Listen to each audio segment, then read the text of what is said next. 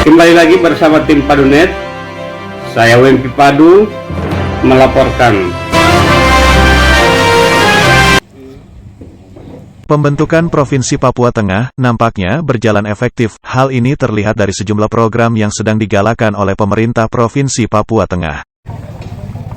Seperti ketenagakerjaan, transmigrasi, energi dan sumber daya mineral. Berikut penjelasan Kepala Dinas Tenaga Kerja Transmigrasi Pertambangan dan Mineral Provinsi Papua Tengah, Freds J. Borai, SE.MSI. Jadi, kami pemerintah Provinsi Papua Tengah itu dibentuk berdasarkan Undang-Undang Republik Indonesia Nomor 15 Tahun 2022. Jadi, pemerintah Provinsi Papua Tengah sudah dari bulan Juli tahun 2022 itu sudah ada. Sedangkan untuk struktur organisasi kita itu nanti di bulan November baru pembentukan struktur organisasi. Artinya itu dikeluarkan dengan peraturan gubernur. Untuk kami khusus di Dinas Tenaga Kerja Transmigrasi Energi dan Sumber Daya Mineral itu ditetapkan dengan keputusan peraturan gubernur nomor 14 tahun 2002. Jadi setelah pembentukan Provinsi Papua bulan November sudah mulai ditetapkan peraturan gubernur tentang organisasi, tata kerja organisasi.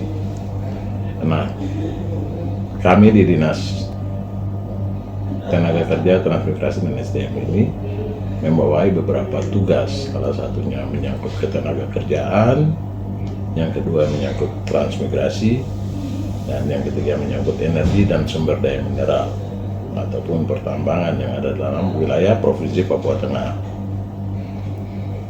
Provinsi Papua Tengah ini terdiri dari 8 kabupaten, yaitu Nabire, Dogiai, Deyai, Paniai, Intan Jaya, Mimika, Puncak, dan Puncak Jaya. Jadi ada 8 daerah administrasi di bawah pemerintah Provinsi Papua Tengah. Kami punya tugas yang kalau di bidang ketenaga kerjaan, kami menjawab permasalahan tentang ketenaga kerjaan. Jadi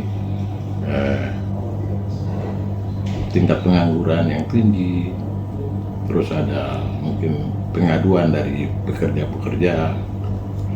Tapi itu biasa dilakukan di tingkat kabupaten.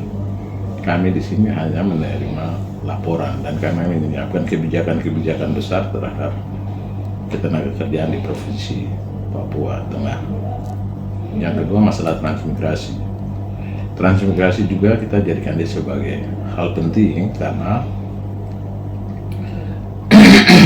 kita ada rencana untuk penetapan beberapa wilayah transmigrasi di Ibu Kota Provinsi Papua Tengah, khususnya daerah Nabire. Salah satunya kita nanti di daerah timur, yaitu masuk untuk daerah distrik Makimi sampai ke distrik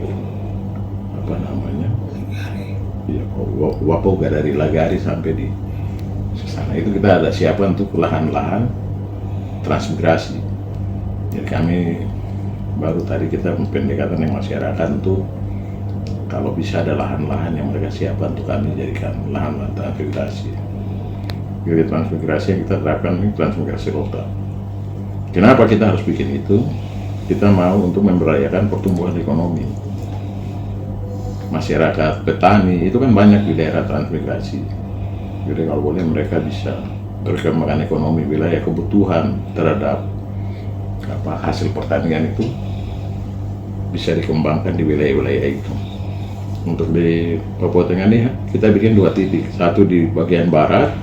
Bagian barat ini nanti berbatasan dengan Papua Barat, itu di Kabupaten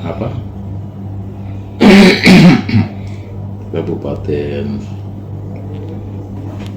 apa namanya, saya lupa lagi.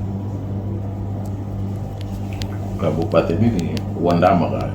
Wandama. Ya, yang di sebelah Nanti itu yang kita rencana bikin, jadi masyarakat dari sana ke sini bisa menjual hasil pertanian itu udah bisa beli dari situ, dibawa ke sana. Jadi akses jalan lintas provinsi juga harus dibangun, dikembangkan supaya bisa mengembangkan hasil pertanian masyarakat. Itu langkah-langkah yang kita lakukan. Sedangkan di sisi mineral dan batu bara atau pertambangan, kita untuk sementara ini kita lebih melihat kepada kebutuhan masyarakat. Jadi daerah yang gelap, kita harus bagaimana supaya daerah itu jadi terang, penerangan listrik. Dan kita di Provinsi Papua Tengah ini berbasis kepada energi baru terbarukan. Jadi kami tidak menggunakan diesel ataupun bahan bakar yang meningkatkan polusi lingkungan. Jadi kami lebih banyak energi baru terbarukan. Dalam tahun ini kami rencana untuk penerangan di sepanjang pulau-pulau di pesisir ini kita selesaikan, dan rencana tahun depan kita sudah kembangkan mulai bergeser ke daerah Doliai, Beyai, Paniai sampai ke Intan Jaya.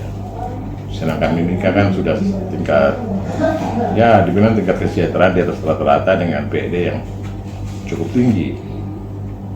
Sedangkan daerah-daerah yang minus itu menjadi perhatian untuk Gubernur Papua Tengah memperhatikan hal-hal seperti itu. Harapan kami adalah supaya pemerintah kabupaten, pemerintah provinsi, kita bisa duduk bersama untuk membangun suatu kebersamaan ke depan, sehingga percepatan pembangunan ekonomi di kawasan Papua Tengah ini cepat berjalan. Saya pikir itu yang kami harapkan. Demikian liputan kami dari Nabire Provinsi Papua Tengah, tim Padunet, Usman Nopo, melaporkan.